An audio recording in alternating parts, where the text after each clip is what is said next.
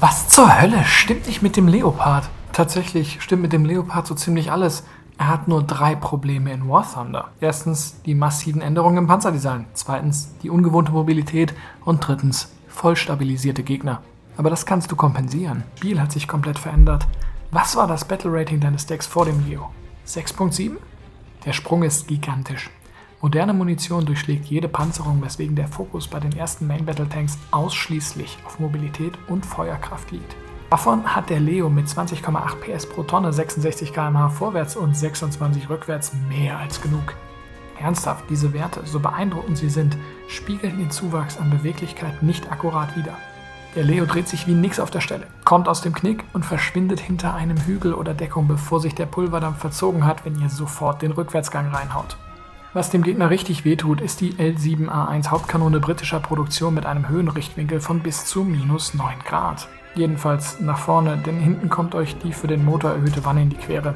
Dieses Prachtstück verschießt APDS, Quetschkopf und Heat-FS-Granaten und ist zwischen 8,71 und 6,7 Sekunden nachgeladen. Dabei durchschlägt die APDS nicht angewinkelte Panzerung zuverlässig bis 300 mm und bringt sich selbst und diverse Splitter in den Feindpanzer. Diese prachtvolle, ausschließlich kinetische Waffe durchschlägt auch alle möglichen Hindernisse und zusätzlich den Feindpanzer. Also kann man schön durch Bretterstapel oder Autos einfach durchballern. Das kann ganz nützlich sein. Die Hash durchschlägt die feindliche Panzerung nicht im eigentlichen Sinne, sondern erzeugt nur eine Splitterwirrung im Ziel, ohne selbst einzudringen.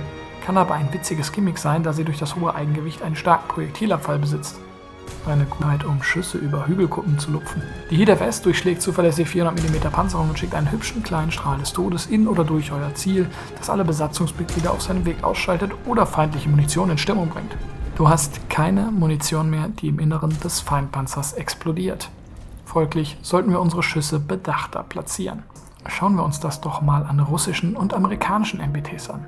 Hier hat sich das Design auch komplett verändert. Wo also hinschießen? Unsere Munition hat einen viel schmaleren Schadensbereich. Wir müssen also gezielt auf das schießen, was wir ausschalten wollen. Besatzungsmitglieder zum Beispiel. In russischen MBTs sitzen Richtschütze und Kommandant rechts im Turm, wenn wir von vorne drauf schauen. Schalten wir den Richtschützen aus, schießt niemand mehr zurück. Töten wir 3 Besatzungsmitglieder, haben wir einen Kill. Schießen wir also in die Wanne auf der rechten Seite, wo auch der Fahrer sitzt, schalten wir Fahrer, Richtschütze und Kommandanten aus und haben den Abschuss. Und den meisten NATO-Panzern, auch beim Leo selber, verhält sich das genau umgekehrt. Fahrer, Richtschütze und Kommandant sitzen hier auf der linken Seite, wenn wir von vorne schauen. Ergo, kurz nachdenken, ob es ein Ost- oder Westpanzer ist und dann Feuer frei. Ja, es gibt immer die Ausnahme von der Regel, aber grundsätzlich funktioniert das. Ich fahre mittlerweile mit einem Munitionsmix von 8 APDS, 5 Heat-FS und 2 Hash, sodass ich für alles was dabei habe, ohne über die 15 zu kommen, damit der Fahrer nicht mit diesen Granaten hier kuscheln muss. Darüber hinaus haben sich die Stärken und Schwächen des Leos gegenüber den Panzern, die wir vorher gefahren sind, verschoben. Das kann ich hier nicht oft genug sagen. Wer gerade vom Panther oder Tiger 2 kommt, der wird feststellen, dass da ziemlich wenig Stahl zu finden ist. Und das hat einen einfachen Grund. Der würde nichts bringen. Moderne Hohlladungsgranaten durchschlagen jede realistische Panzerstärke mit Leichtigkeit. Ergo wurde die Panzerung des Leos dafür entwickelt, 20 mm Schnellfeuerkanonen standzuhalten. Alles andere kommt durch. Aber Obacht vor 30 mm Kanonen oder SPAs mit entsprechendem Kaliber. Die kommen durch. Dennoch gilt der Leo als sehr widerstandsfähiger Panzer. Durch seine 4 Besatzungsmitglieder, von denen meistens nur 2 ausgeschaltet werden, wenn der Treffer im Turm landet, kann der Kampf meistens nach kurzer Pause weitergehen. Der Leo ist nicht mehr schwer gepanzert, sondern ist jetzt ein Mobilitätsmonster. Panzerung ist ein Vorteil, den man hat. Man kann ihn durch richtiges Positionieren und Anwinkeln verstärken, aber man kann ihn nicht nutzen. Es ist ein passiver Vorteil. Mobilität muss man nutzen, sonst bringt sie einem nichts. Es ist ein aktiver Vorteil. Das ist wieder eine Herausforderung, die beim Leoparden mitkommt. Das tust du am besten, wenn du Flanken kontrollierst und dich auf Positionen bringst, von denen du snipern kannst. Deine Kanone, der Entfernungsmesser und der große Zoom sind dafür optimal. Oder schnell im Rücken des Gegners auftauchen und einen nach dem anderen rausnehmen. Dank des Gewichts von nur 40 Tonnen sind auch Strecken mit vielen Richtungsänderungen schnell zu bewältigen, um an Orte zu fahren, wo euch der Gegner nicht erwartet, und dort im Hinterhalt zu liegen macht auch gewaltig Laune. Auch super sind Hit-and-Run-Taktiken. Schießen, sofort den Rückwärtsgang einlegen und du verschwindest manchmal noch vor deinem Pulverdampf hinter dem Hügel oder der Deckung. Bewegt euch, beobachtet, schlagt dazu, wo es weh tut. Ein stehender Leo verschenkt sein Potenzial. Ferner verfügt der Leo über einen 8-fach Rauchgranatenwerfer am Turm, der 4x2 Rauchgranaten in Turmrichtung ausstoßen kann, um seine eigene Position zu verschleiern. den Gegner ablenken oder um seinen eigenen Rückzug zu sichern. Die sind jetzt, wo der Gegner Helis hat, auch ganz praktisch, um die Sichtlinie zur Steuerung der ATGMs zu unterbrechen oder einem anfliegenden Heli die Sicht auf einen zu nehmen. Und dann kommt noch das spürbarste Problem.